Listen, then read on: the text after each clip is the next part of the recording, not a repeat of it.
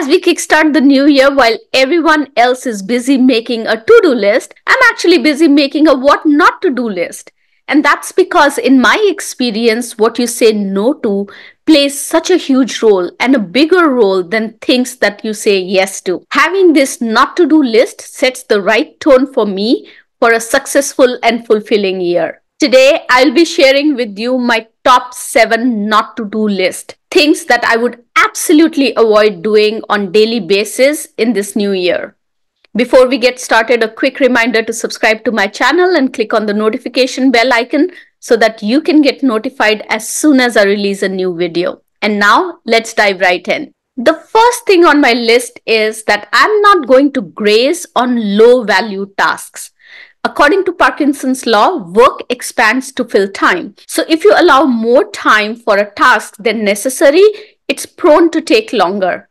I realize that when I'm not setting a fixed window for managing low-value tasks like responding to non-critical emails or responding to non-critical text messages or phone calls, I end up spending all my day in the mailbox, diminishing my productivity and delaying progress on things that matter. Creating a short, discrete window of time for processing less critical and low-priority activities helped me carve out more time for creative tasks, which I love to do. The second item on my list is that I'm not going to be an ostrich.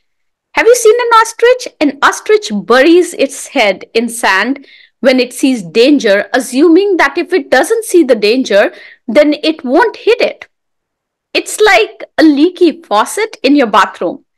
It's not going to fix by itself. By avoiding it, you're just going to make the problem worse because not only will you end up wasting water, but the situation might get worse and you might end up spending more money and time fixing it if you don't address it right away. Avoiding problems doesn't make them disappear.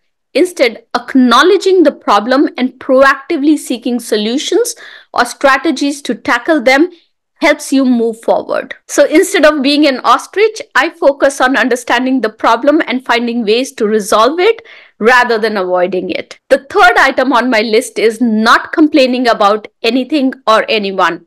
We spend so much of our energy every day thinking and complaining about things. The job market being tough, the stock market not performing, you having not enough money, your team members not delivering on their projects, your manager not listening to you. We default to the complain mode even when we know it's not going to help because it's easier to complain than to take action. So instead of complaining, if we can focus our energy on things that matter and things that we can control, we'll be able to change the outcome. Basically, if the thing is under your control, then go do something about it.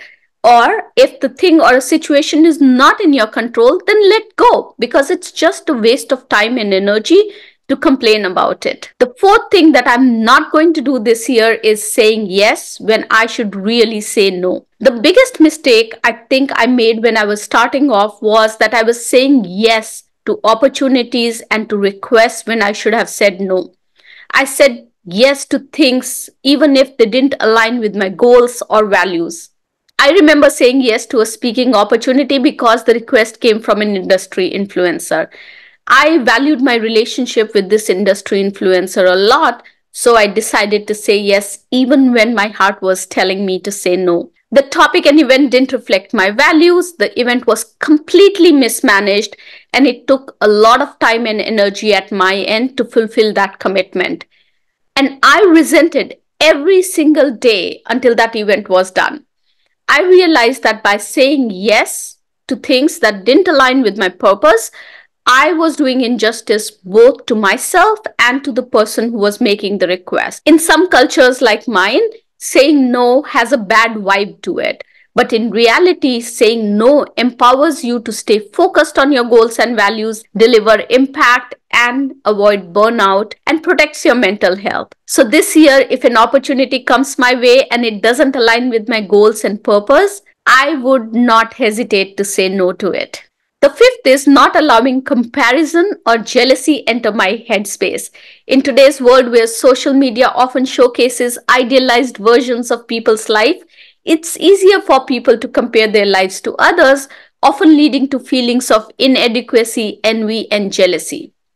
Successes that we see on people's social media profiles is often a result of years of hard work, focused and consistent effort on people's part. Everyone has their unique path and their unique journey, and comparing yourself to others leads to this unnecessary stress and dissatisfaction, and sometimes race towards a goal that's not even yours. So, when that feeling of jealousy or comparison starts creeping in, I approach it with a situation of curiosity. What is that person doing right that I can learn from? By doing so, I convert the negative feelings into excitement to implement something new in my career and life. And the sixth item on my list is to not take everyone's advice. When you are starting something new, when you are embarking on a new journey, you will notice that you get a lot of advice. While most of this advice is well intentioned, it's also irrelevant, specifically when it comes from people who haven't walked a similar path or do not have the same kind of life experiences that you have.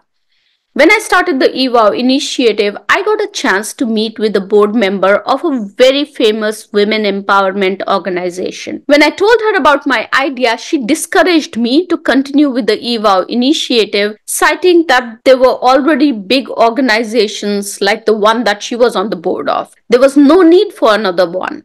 She hadn't walked in my shoes. She was not an immigrant woman of color in technology. She had not lived through my challenges.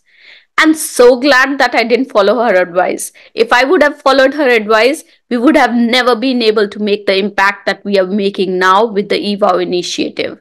So before you start acting on someone's advice, pause and filter that advice and do a little check to see if that advice is valuable for you or not. And the seventh and the last item on my list that's very personal to me is don't allow more than 1 hour of inactivity. It's not good for your mental, physical, or emotional health. I've added this one to my list because I get so busy, so engrossed, so submerged in what I'm doing that I forget to move. I realize that my body needs more movement. My mind needs time to recharge and my emotions need a reset. So now I have an alarm set on my fitness tracker. After every 1 hour, the alarm prompts me to move, to run down the stairs to get a glass of water or tea, to stretch or to do a quick breathing exercise. Basically, some movement for that rush of energy that I need for the next 1 hour. So that was my what not to do list for this year.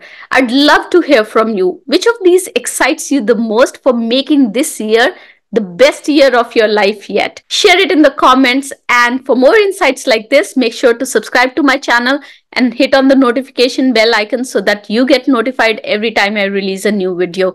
Have a successful week. Bye-bye.